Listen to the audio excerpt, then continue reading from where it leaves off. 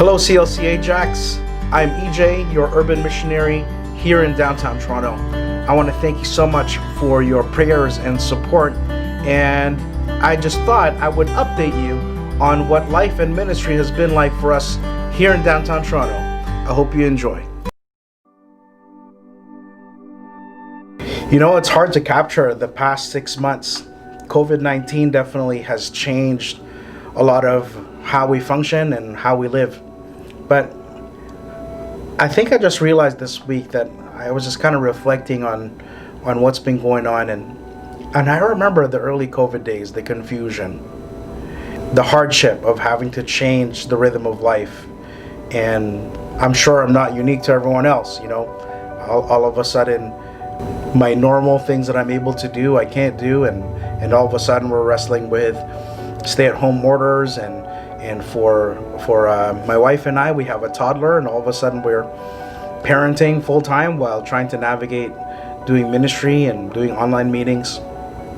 But you know, as I think about that, God did some pretty amazing things. We accidentally actually started an online ministry. I remember one day I decided, hey, I'm just gonna post a devotional online, and I thought I would just send it to our small little group. And because I made a mistake, I just kind of got frustrated, clicked start. Next thing you know, I was broadcasting to all of my Facebook. And a lot of our people in my group, in my Facebook, are not really church people. So all of a sudden, word got out there, and I thought, well, that was kind of a fun mistake. That'll never happen again. But you know, after that first video, we heard from a lot of people who do not come from a place of faith. And it was amazing to hear them connect. And since then, we've been kind of posting a lot of teachings online, and really amazing how that's kind of hilariously happened, an accidental online ministry. I remember too, in the early days, I would arrange these prayer meetings with fellow urban leaders who, some of us would be more in the advocacy stage and the backdrop, doing phone calls and meetings, but some were still in the front lines.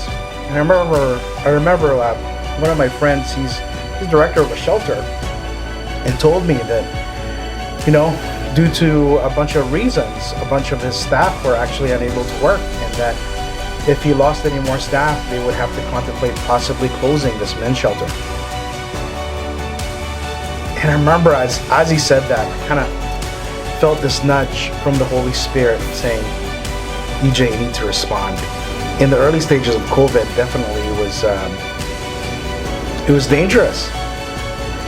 And I remember Shell and I praying about, okay, just kind of had the sense that we had to do this, and we understood that this meant that we would be at risk as a family.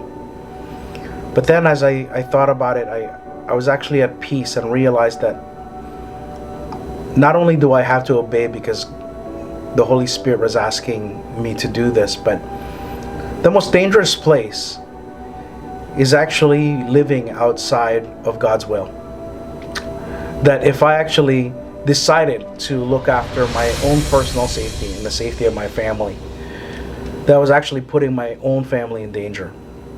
Now, after a couple months and after COVID cases have kind of tapered down, and some more safety measures were started in the shelter,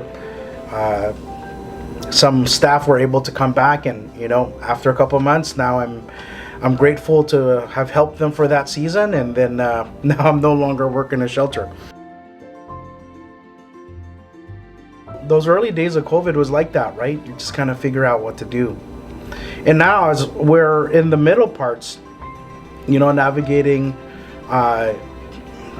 reopening and stuff like that, it's actually quite amazing to us that we still have a voice to advocate in the community. You know, I've done a lot of online meetings with some of our political leaders, and even recently we've been able to get permission to do outdoor worship services.